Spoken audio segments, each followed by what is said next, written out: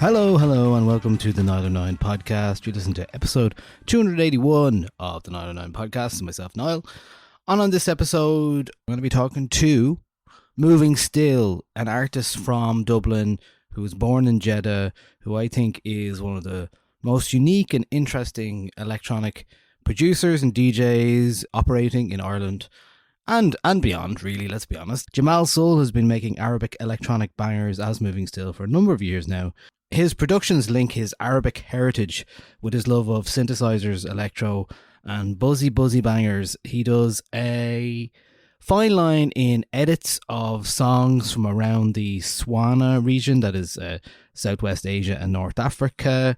Its music has been notable for how it blends the SWANA styles and the tones and the microtones that we hear in music that is non-Western to Western styles like Italo and electro, and sometimes approaching acid and things like that as well. So it's really interesting club music, really fun club music, and Moving Still has been having a good couple of years, I think, recently. He's had releases on Palms Tracks label, Orange Tree Edits, Dar Disco and Bordello a Parigi at the moment, with his latest EP, Close to the Shams. And as well as releasing on the Palm Tracks label, he's had tracks played and championed by Honey, Nabaha Iqbal, and has also had one of the best Boiler Room sets I've ever seen from his set in 2022 from London, where all of the Boiler Room performers on the night in London and from the middle of nowhere were all from the SWANA region or based there. He was born in Jeddah in Saudi Arabia and moved to Ireland when he was in his teens. And I think he's doing some really, really amazing stuff. I've been a big fan for a number of years, as this becomes very obvious when we start talking. We get into a load of things about the music that he's making. I asked him to pick some tracks that he loves and also to introduce us to music from the region and his edits and the kind of music that he likes. It's a really interesting, and I think this is a great episode to listen to and discover stuff you've never heard before. I think there's some really, really great music on this, as well as Moving Still's own music, which is brilliant as well. And up next for Moving Still, we'll talk about it in the chat, but Club Sukar, which is happening at Tengu on April 19th in Dublin. A new event series which brings SWANA culture to Dublin through music, art and food. And he'll be bringing Naraya, who was played at the Boiler Room set that time for her first ever Dublin show. So look, there's lots to talk about. Let's get into it with Moving Still.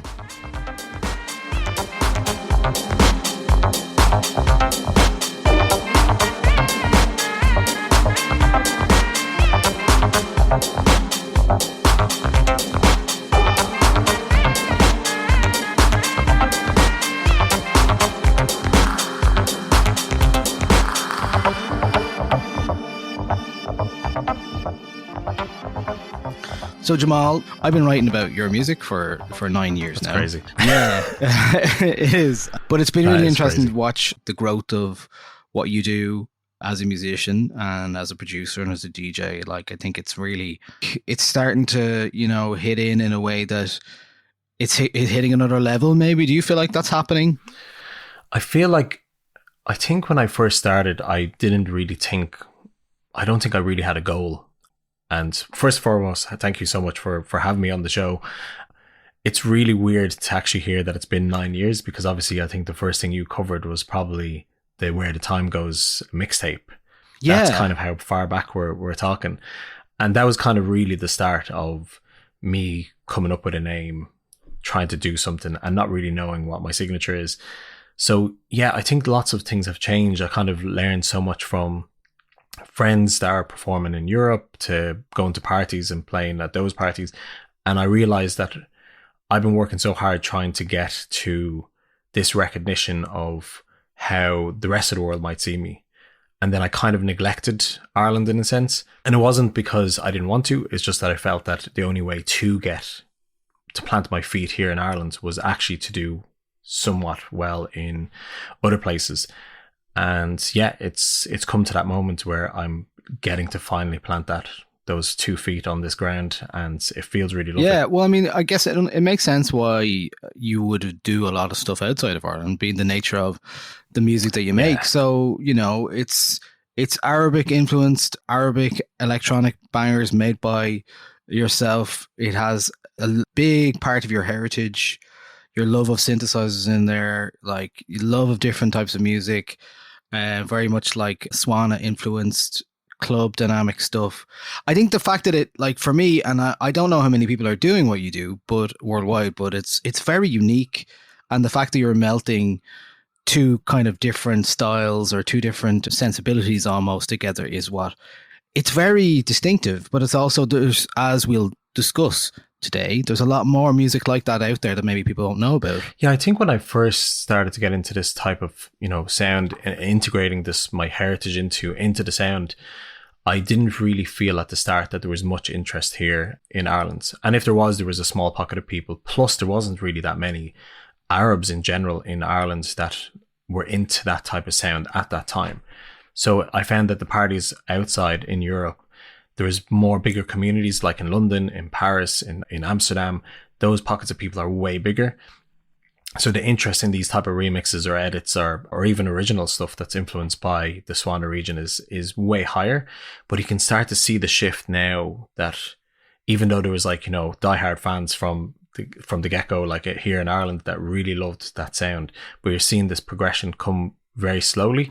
Now, like, obviously there's a lot of bumps on the road to get there, but I finally feel like there is the people here to really love that sound. And it is a mix of stuff. Like, it's, you know, my edits is one way, with kind of bringing this kind of Italo sound mixed in with like Arabic lyrics from like 80s sounding tracks or songs that were written in the 80s. And then my original stuff is kind of more of a personal message. So it's kind of a bit more heavier, more techno or even dark disco. And I try to kind of balance them. One is more of a fun tool. I want everybody to hear it. I want everybody to experience it, and giving kind of a nod to the artist that created it, because it's probably, in my eyes, it's like lost gems that never really got to see the light of day, compared to my original stuff where I kind of put in more of a darker sound or stuff that I kind of like in terms of genres, whether it's breaky or bassy or tech heavy or disco. I kind of can shift, which is nice. Going back to that Where the Time Goes mix, like, it was definitely a lot more introspective. It didn't really have as much influence as like your signature, like you're talking about. So what happened after that? What convinced you to kind of really fully embrace that? It's actually quite an interesting story. So in that Where the Time Goes mix, there's actually probably one song in there that had kind of a small bit of influence of Arabic melodies in there. The rest was just like, you know, a bit of ambient, some disco stuff, some housey stuff. And I think that the response post that, there was a lot of people who really liked that particular track that had this Arabic essence.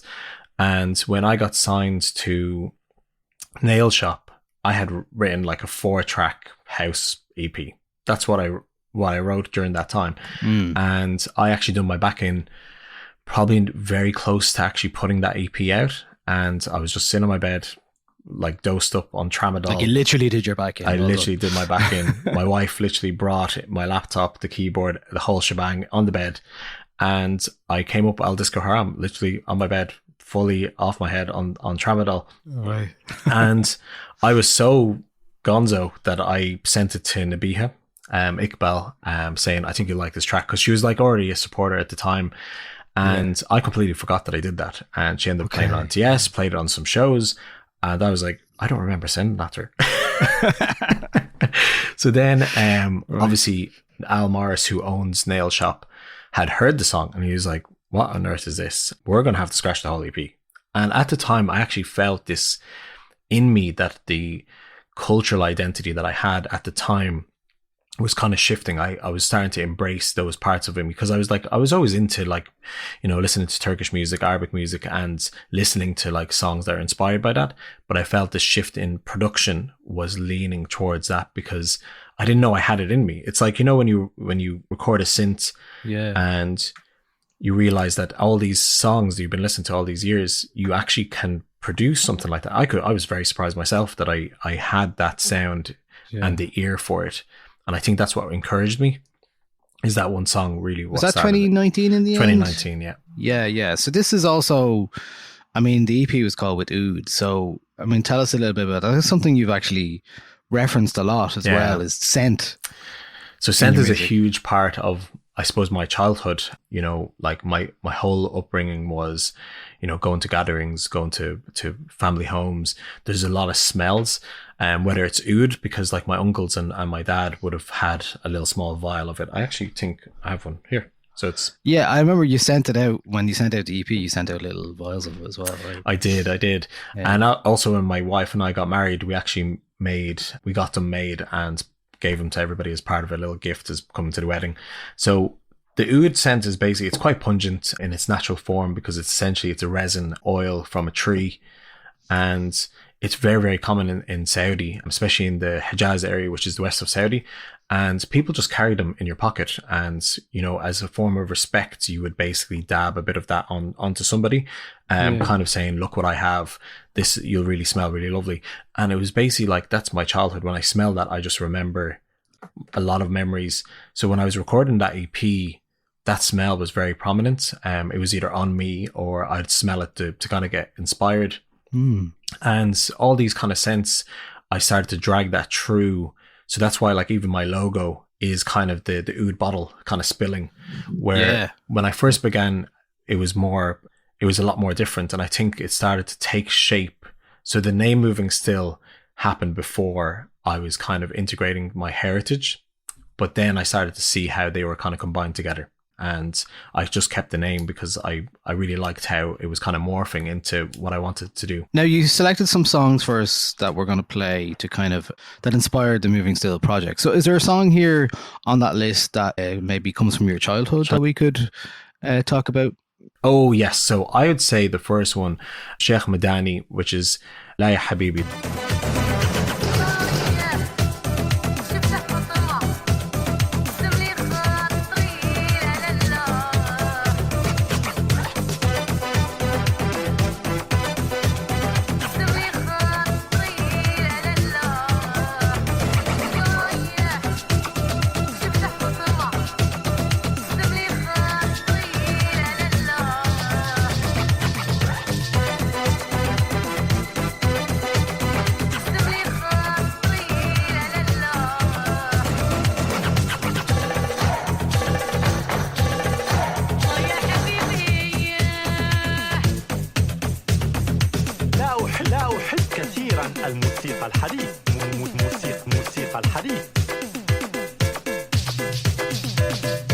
First time I heard that was probably 2014, maybe 2000, maybe a bit later than that. And it was actually on an Edits EP called Agadir Cuts. So it was a Portuguese label. And I remember hearing it and just going, this is absolutely amazing. And I actually then looked for the original, which is basically Cheick Madani. And I couldn't believe that there wasn't really much difference from what the original track is versus the edit. And it made me really think of, wow, there's actually a lot of this kind of material, but obviously it was much harder to find them. So, and I also didn't have the knowledge to where to look either. And that kind of really encouraged me that there is this kind of nearly 90s sounding house music that has this kind of Arabic taste in there. And obviously as I progressed with different EPs, the more music I discovered. And I'd say that's one of the biggest tracks that encouraged me. And then probably the third track that I sent you, which is Ragheb Alama, الحب الكبير.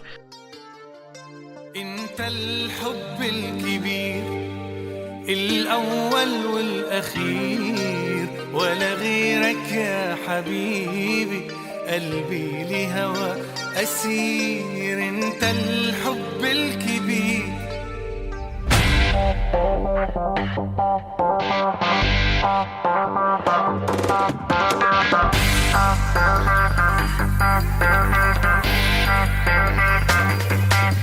انت الحب الكبير الأول والأخير ولا غيرك يا حبيبي قلبي لهوى أسير انت الحب الكبير. That's a song that I usually end my sets with because it has this kind of 90s rave essence, right? And what I liked about it is I've never heard it in a club. I've always heard it in restaurants. I've heard it kind of on TV. And I never realized how much of Arabic music back in the noughties or early 90s, that when those songs came out, that they were kind of nearly sitting in your brain. And it's only when you hear them and you want to play them out, you're like, oh, that song is actually quite good and has this kind of melody that seems like it was written for a club, but it was never used in a club, which is just, it's a fascinating way of loads of people making particular types of music and never really being played in a club. It blows my mind, really. Yeah, there's synth lines in that track that sound a bit like Burial.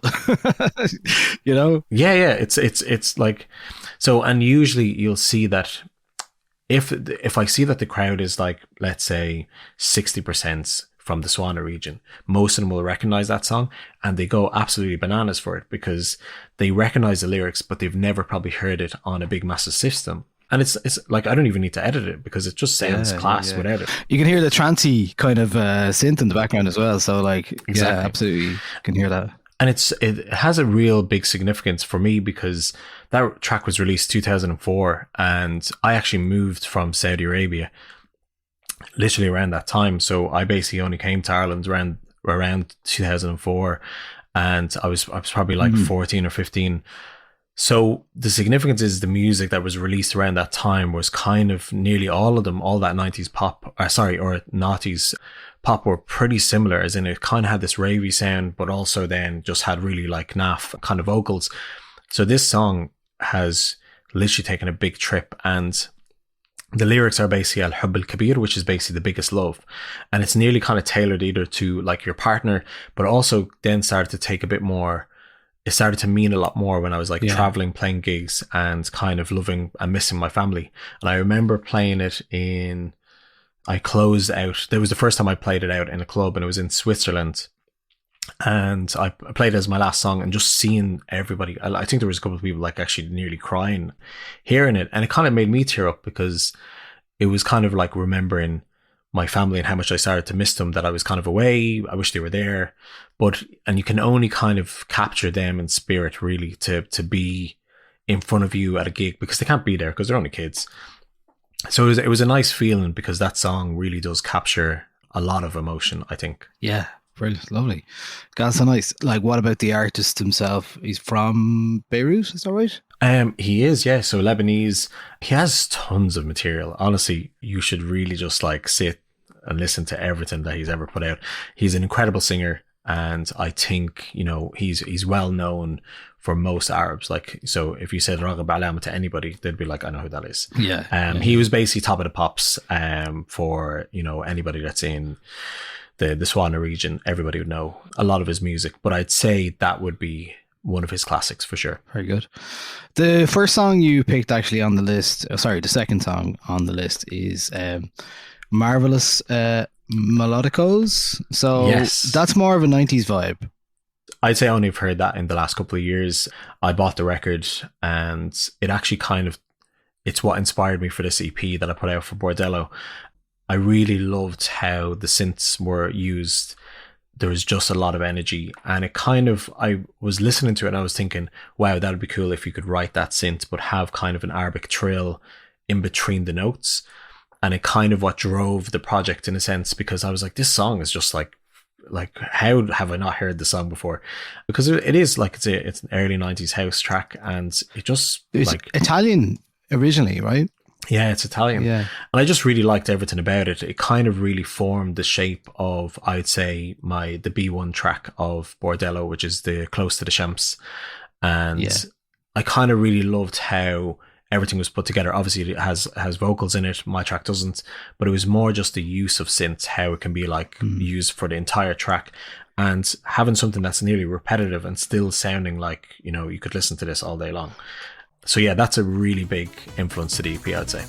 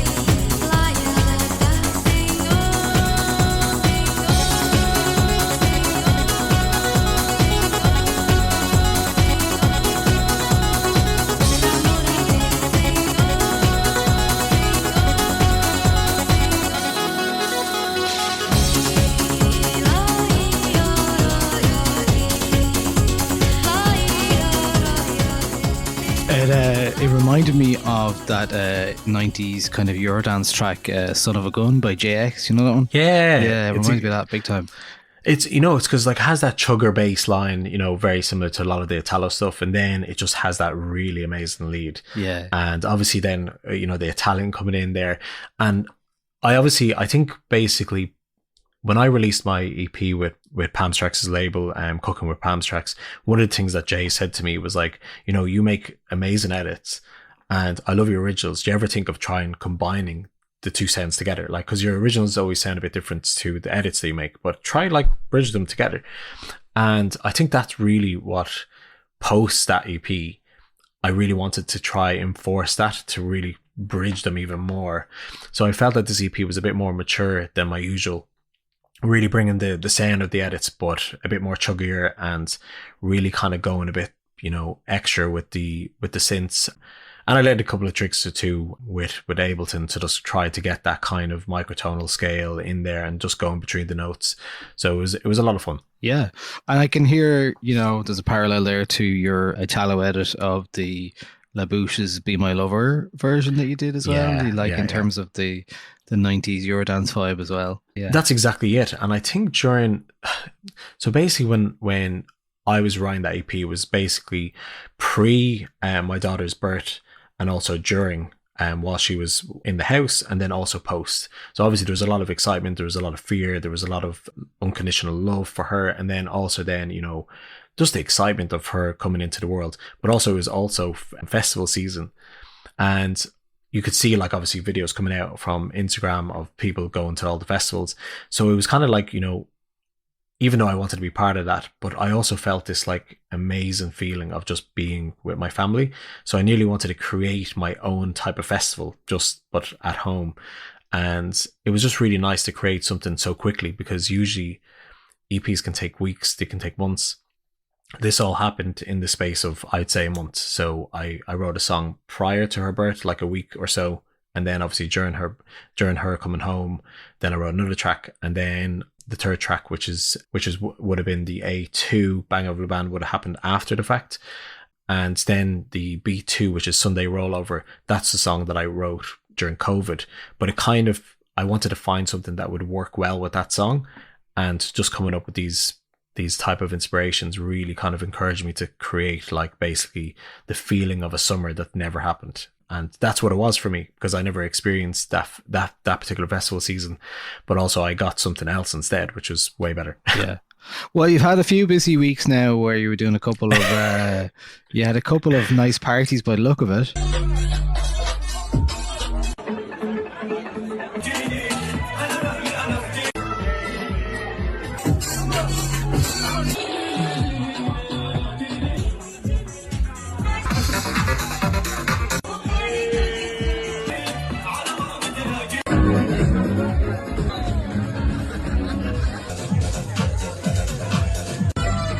You had your Fidelity launch, which looked like fun. Tell us a bit about that. Who did you have in? So you had some pals in. Yeah, I like, you know what, I am, you know, basically Otto from Bordello was telling me that the EP was going to land in the shop probably the week prior to the 7th of March.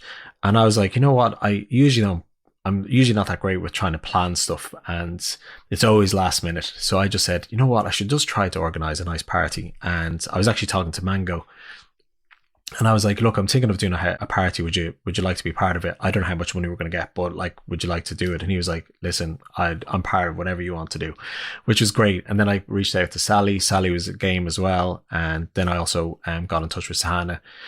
And it kind of all just worked really, really well. And so then I got in touch with Fidelity. They were really into the idea, and it was basically a risk.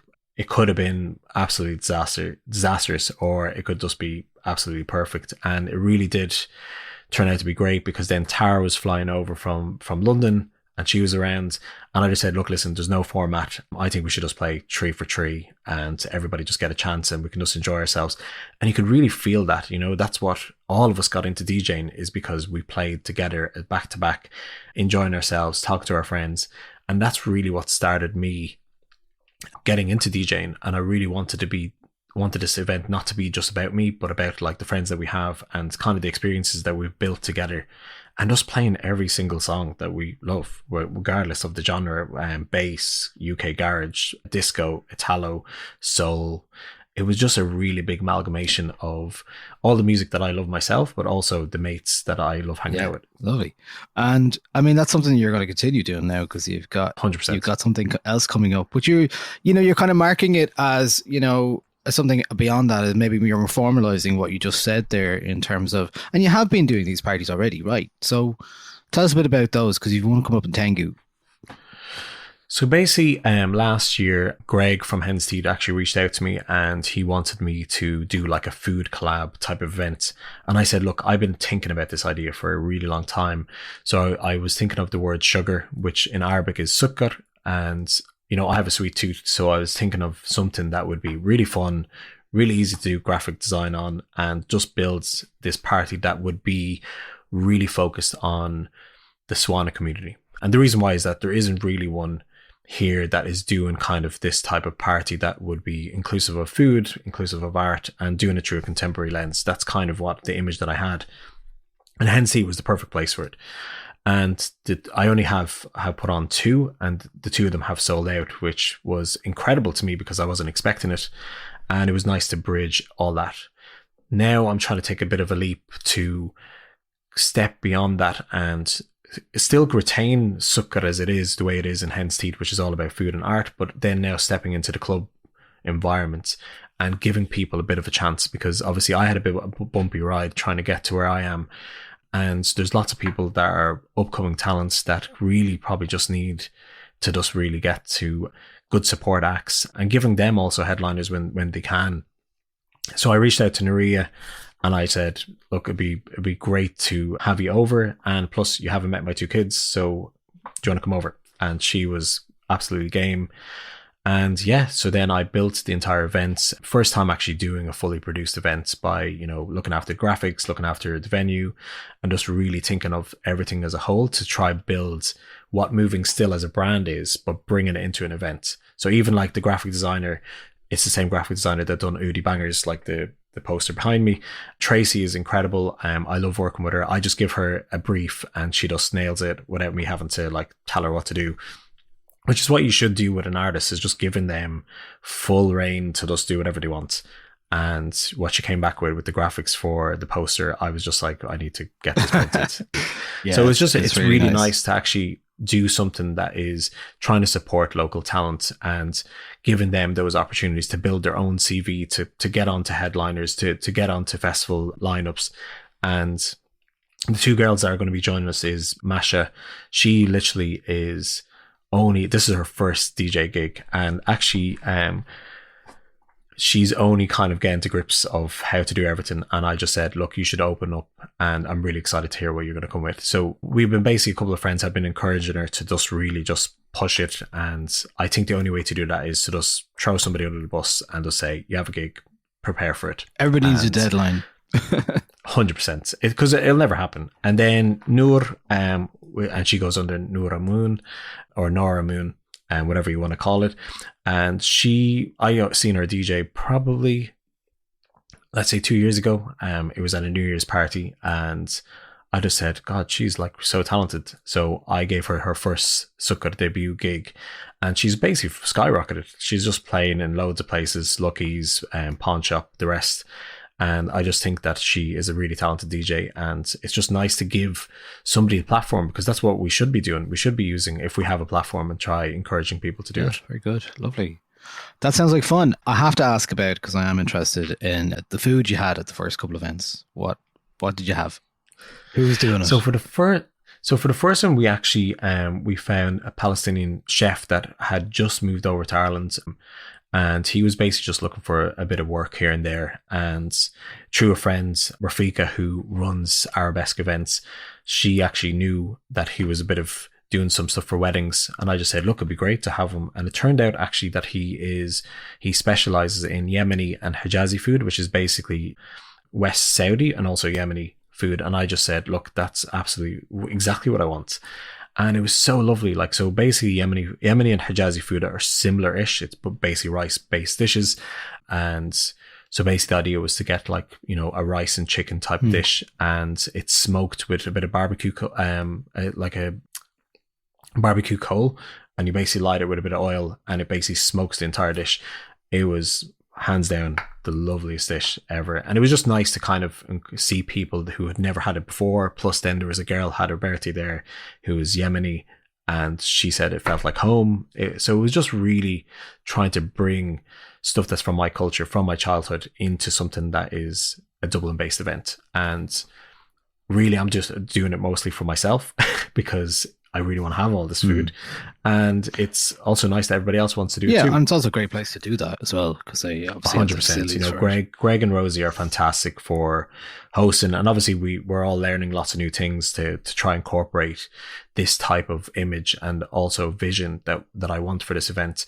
And then the second time round, we actually invited Sana's Kitchen, which she's based in Amsterdam, and she makes basically, I would say, the OG of falafel. So the OG of falafel would have been made in Egypt, which is originally called ta'miyya, and it's basically kind of translated into kind of like a food source. And so basically then I think it ended up being called falafel afterwards, but ta'miyya is actually usually made with fava beans rather than with chickpeas. Okay. And she hands down nailed it. It was like the best street food, kind of, you know, handing it over, not making a big fuss of having this kind of organized dinner, because we felt that the first one, a lot of people wanted to dance and they couldn't because there's a sit down dinner. So we learned from that, and we just said it would probably be better to try up the street food vibe. And I think it worked better. It just felt that people could eat if they wanted to, but still being able to socialize with everybody instead of having this fully sit down meal.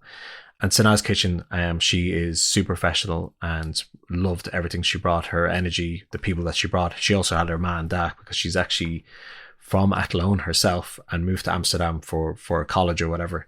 So it was just like, it was her homecoming too. So it was just nice to bridge different collectives, different art projects, different people who are invested in food, and bring them together to just kind of do that. And that's what Sukkot is about, is basically collabing. Yeah. Lovely.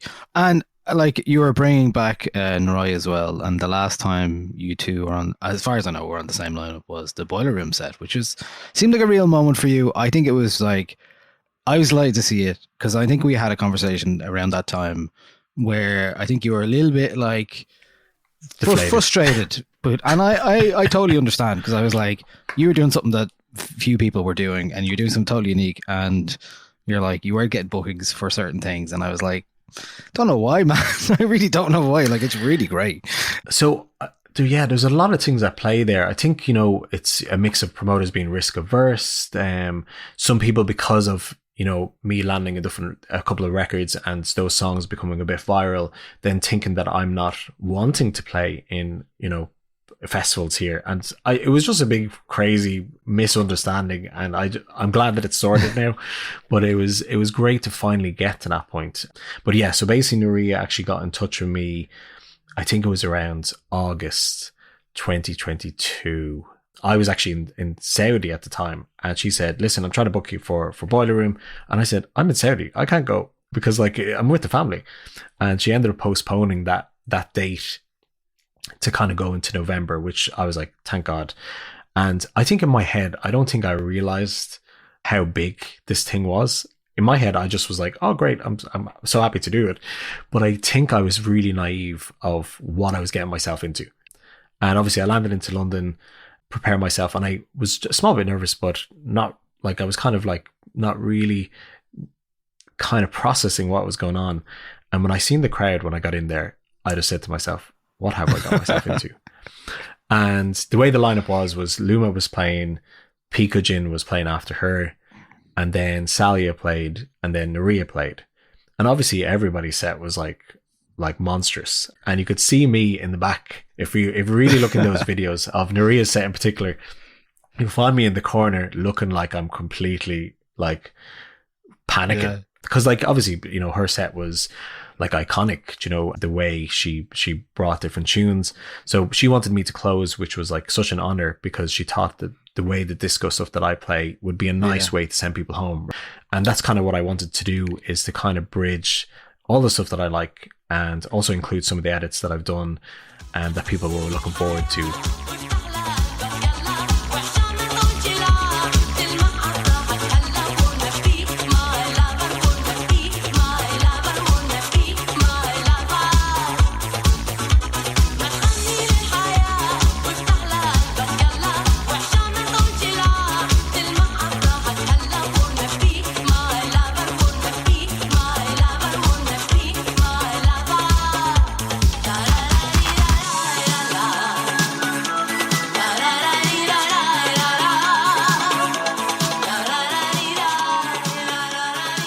it was such a lovely energy.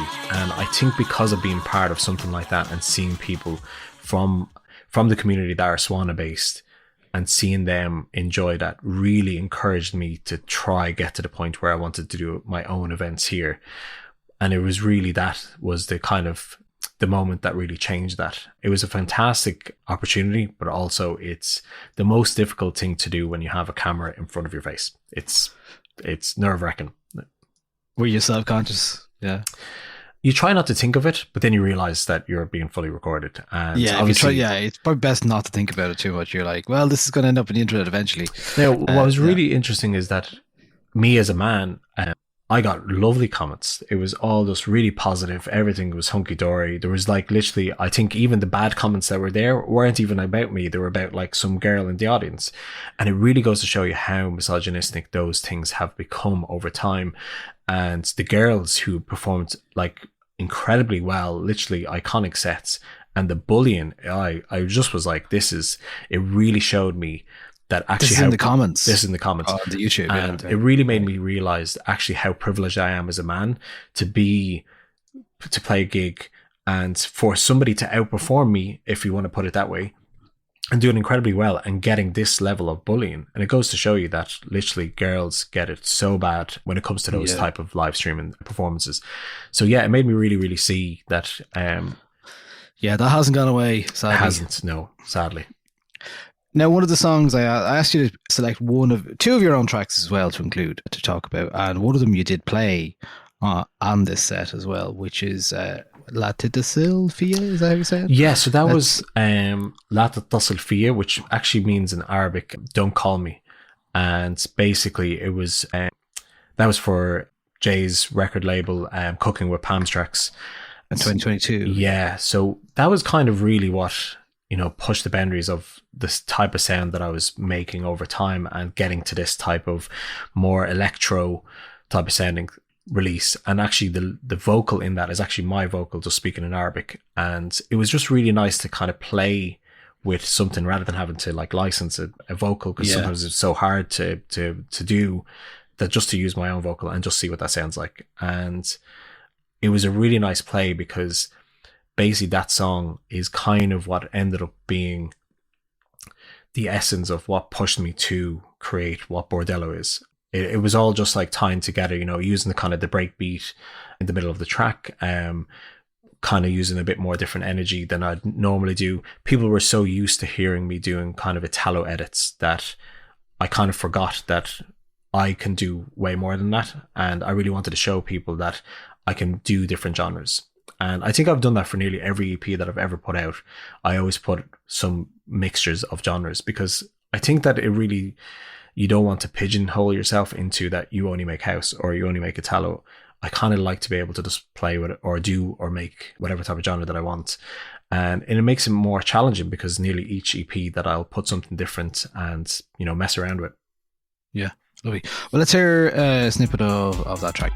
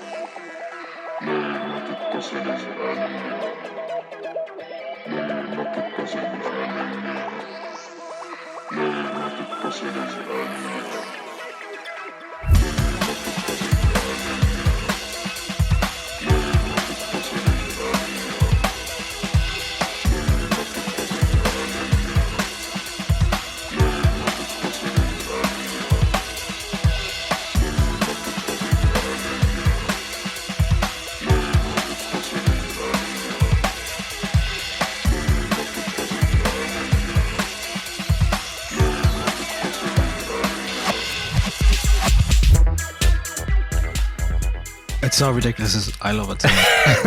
It's the breakbeat, because you don't expect it to be in the middle of a track. And I think I heard something like that in a song a couple of years ago. It wasn't necessarily a break, but it was actually more the vocal. And I just thought it'd be really fun to just like bring in something that was part of my childhood, which is like, I was a huge fan of rock music and heavy metal. And I just thought it'd be nice to bring something that brings that feeling into the middle of a song.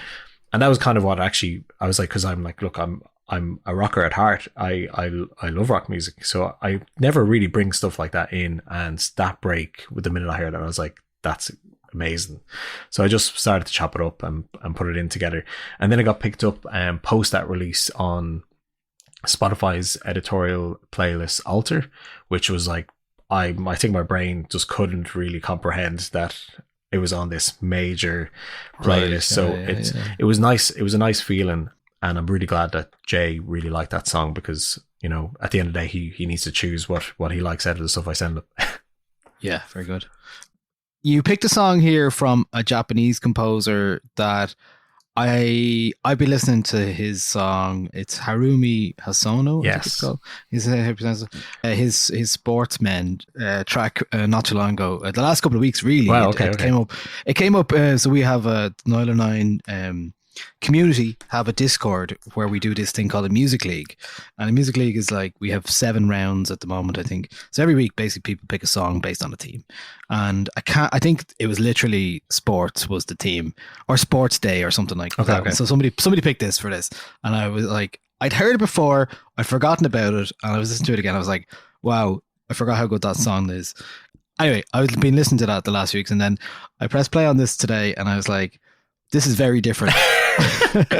Let's play a bit of this. Is this because it's 11 and a half minutes. Yeah, you can skip through. I say you skip through because it's such a long intro. Yeah, the track is called Laugh Gas, and I'm gonna snip. This is about 5 minutes in, so let's have a listen to what this sounds like, because it's not city pop, not Japanese city pop. Anyway, let's have a listen.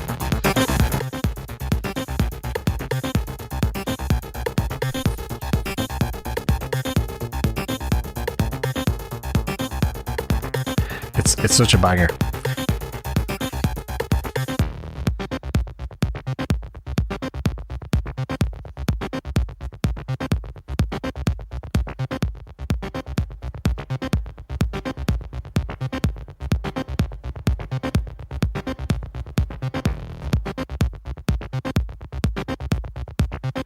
Jamal, this came out in 1989.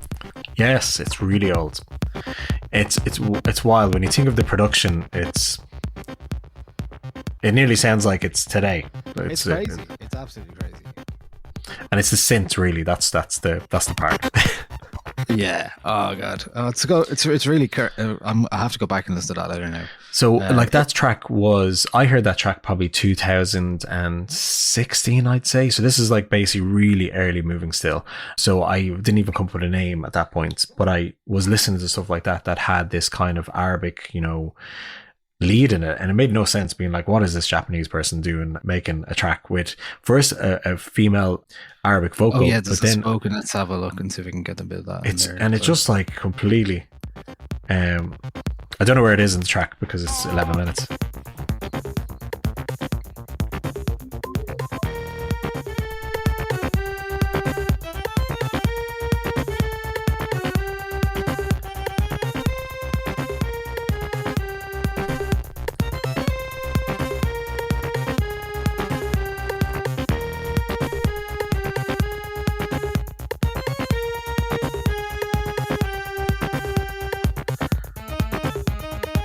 It's mental.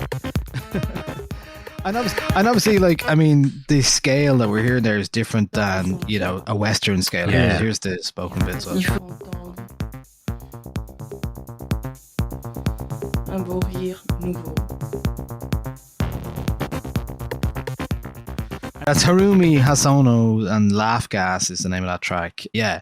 But I mean, that's the other thing. Yeah, like you're saying, the synth line, it's very distinctive. It's not a Western synth line. And I think for somebody like myself, who's from Dublin, Ireland, who's like, it feels so different than all the other music I listen to. And that's what a lot of your music does as well. So Like it's such a unique thing, right? Yeah, because he's basically going into the microtonal scale and, you know, getting in between the notes, which is so lovely to hear somebody that's inspired, like a Japanese person who's produced music. And because a lot of his stuff doesn't, like his stuff is weird, but you'd never expect him to have like kind of an Arabic inspired track, and doing it in such a respectful way as well. That's not like Orientalist or anything like that. And I think when I was first starting to produce, I was just like, I thought this song was absolutely banging. And then I think a couple of years later, then I think it actually got released on a Deep Cover UK. It was basically white label. And obviously I bought that immediately because obviously you don't want to play 11 minutes of a song. So they basically cut off a lot of it and just kept the main good bits.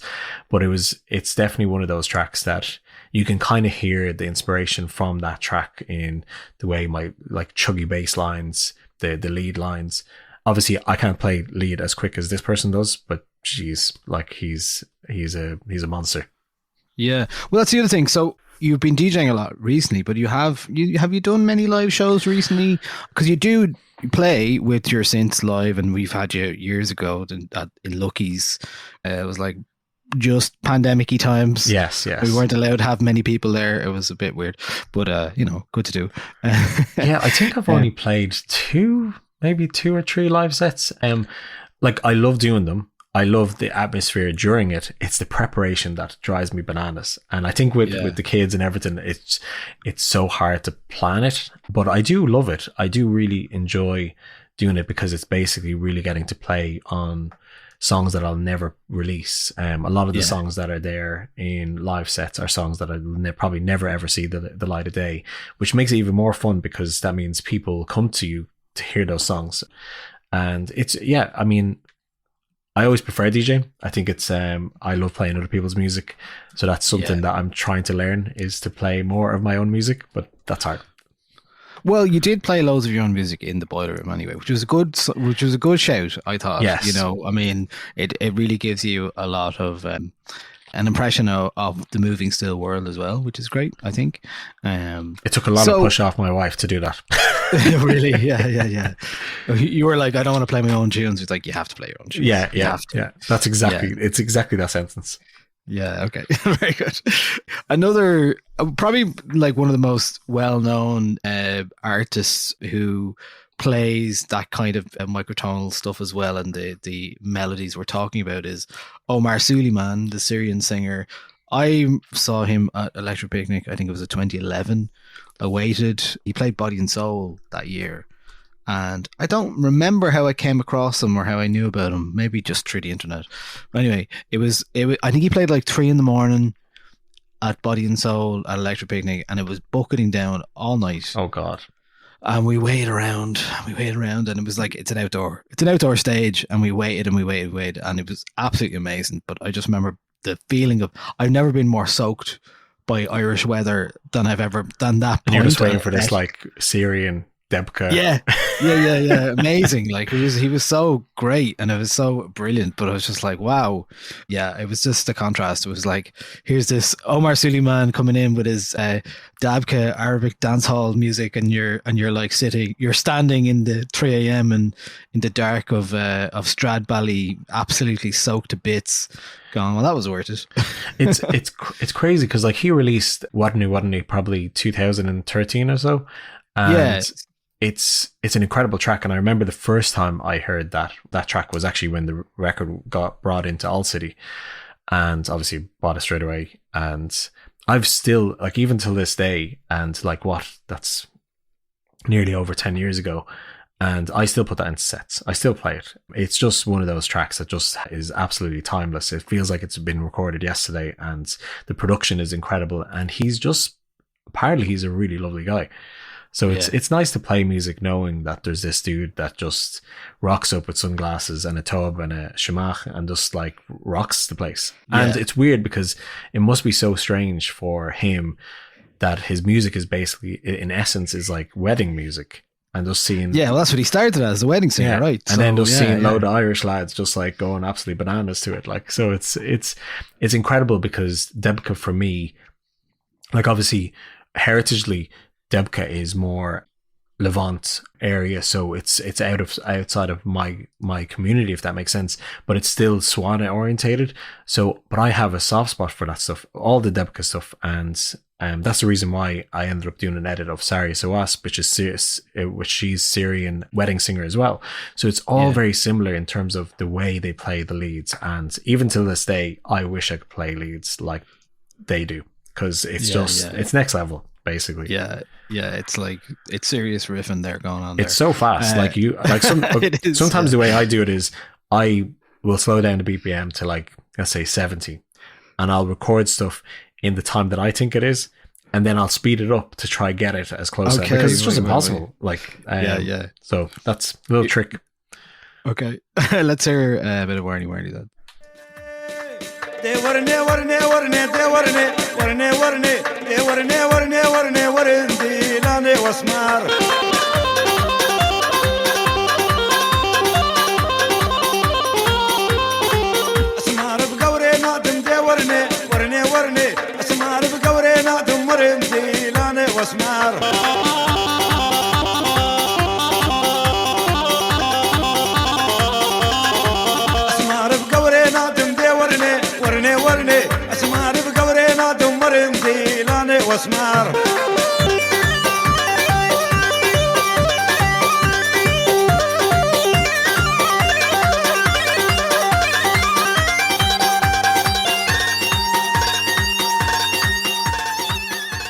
So that is from the Wenu Wenu album from 2013, which Fortet actually had involved in production duties. And luckily, I remember that news coming out. I was like, "Oh, what's Fortet going to do?" In fairness, he didn't do too much with. He didn't need to do too much to Omar Souleyman's music, but it was just like I think it sounded like he just recorded. I think maybe everybody was worried that he would just like completely make this like crazy remix that makes no sense for the music that it is.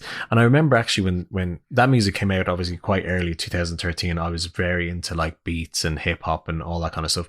But hearing something like that and seeing, like, especially culturally, like my cultural identity, I think at the time was very kind of nearly steering away from my Arab side. And it's because like I was living in Ireland, it nearly felt like the way of acceptance was actually just, not really mentioning any of that kind of stuff. And I think with time, when you hear people really liking this type of music that's so foreign to them, it starts to encourage you to kind of ingrain and combine basically your dual heritage and put it into one.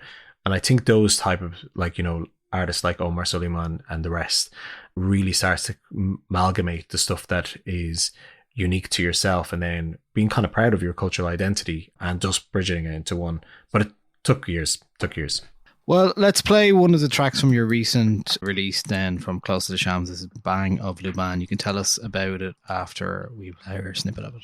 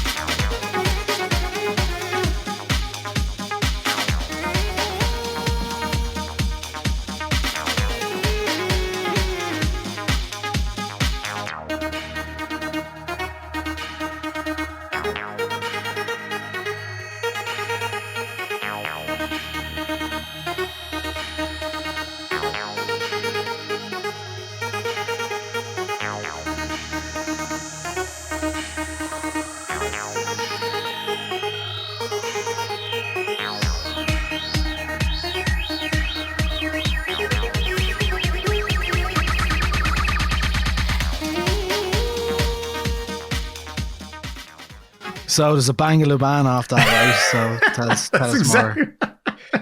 That's exactly why I wanted to call it that. So Luban basically in Arabic is basically its translation is chewing gum. But the essence of that is that Luban is really referred to in Hijaz of West of Saudi is basically frankincense, because in the church they burn frankincense, but actually in Saudi frankincense is sold as a chewing gum because it's a natural resin you just put in your mouth. So I remember my aunties as a kid, they used to just give me this resin, and it's a weird taste, but it's definitely something that has a very pungent smell as well. And I think over the last couple of years, I started to wear a frankincense-based perfume. And it reminds me of when my son was born. I also had a fragrance at the time that I actually ended up being traumatized from wearing it.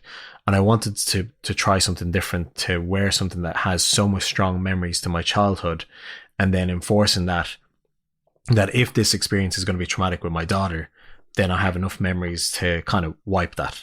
It ended up being a lovely experience, and now I have this kind of sense reminding me about the fear and kind of anger that I had about the health system here in Ireland, and reminding me that how awful that experience was with my son, and how I've basically managed to change that completely with this new experience with our daughter. So it's kind of an ode to like my memories as a kid, but also then kind of the anger that I have on the health system here in Ireland. And I guess the whole bang of Luban was basically the mix of the Arabic and Irish, bang being kind of more of a phrase that we use in Ireland, and then Luban being like Arabic. And I tried to like play with the two kind of concepts together. But I think I wanted to also then give kind of nod to my first EP, which is with Oud on Nail Shop, to try bring some of the sounds from that. I even used some elements that I use in those EPs into this sound, and hearing the difference between like something I recorded 2019 versus now was a really nice feeling. And it's nice that people kind of get the joke, I guess. But yeah. I really enjoyed making that song. Yeah, so the next one, I really enjoyed this one, so I wanted to play it. It's Ahmed Fakroun, is it? Yeah. Soleil. Let's hear a bit of that tune here now.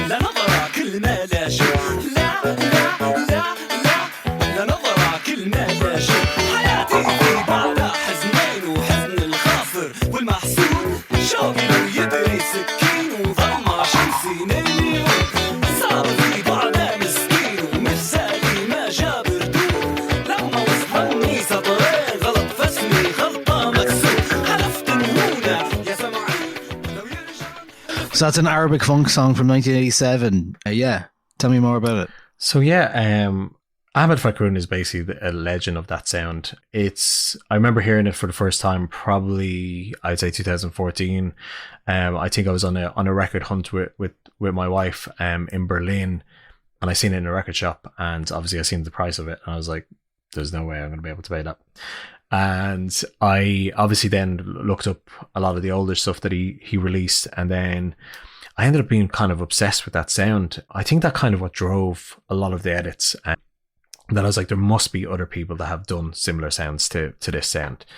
And obviously it's very hard to find. And basically the only way was basically through cassettes, and then really digging deep into the YouTube and really rabbit hole, and getting into a complete rabbit hole with trying to discover new stuff. But Ahmed Fakroun would be the starter of me wanting to do edits and discovering new artists that way.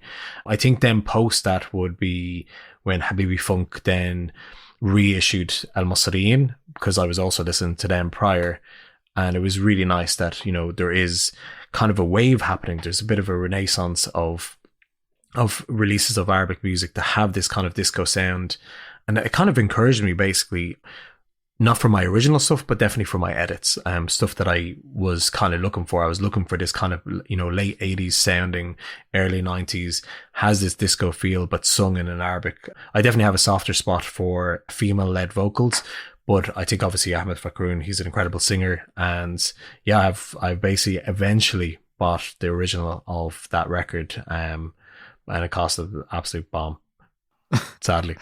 How much did it cost you? Go on. 200 quid. Oh my god. Yeah. Often looked at records that are like over 80 quid and I'm like, I can't justify it. I just can't do it. I think the reason why is when I think of what his record means to me in terms of how I got to the music that I created, and I ended up thinking of this is actually more of a memory rather than actually, wanting to play this out. It was just more of a collection thing. Sure. I was surprised that I did it. But I don't regret it for sure because it was in pristine condition. Never regret buying a record. Yeah. And look, the wife is always saying to me, you need to stop buying more records. You have no room. So I do need to kind of clean up a bit, but sure. Okay, all right. I see that the producer from London, O'Flynn, did an edit of this recently as well. Soleil.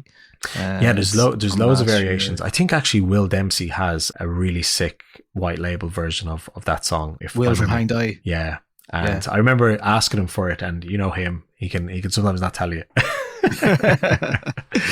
Where is it? Yeah, I must ask him again. Very good. Okay, so the next song was recorded in Lebanon in 1979 and it features on a compilation called Egypt in Lebanon, Cosmic Arabic Disco and Searing Dance Floor Bangers 1974 to 85. And you can tell me about it after we hear a little bit of it.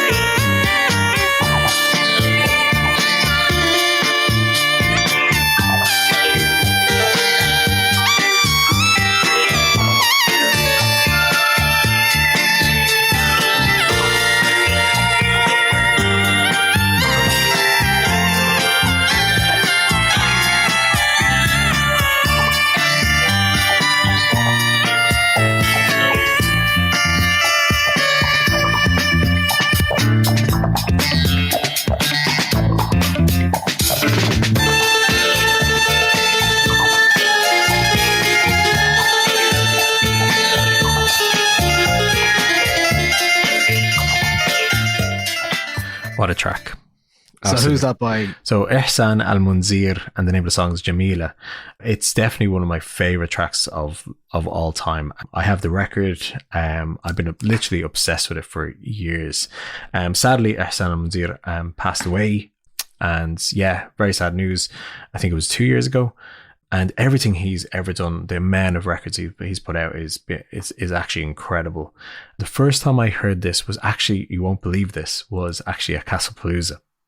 Really? In Tullamore. One of the lads, Dylan Higgins? Yeah.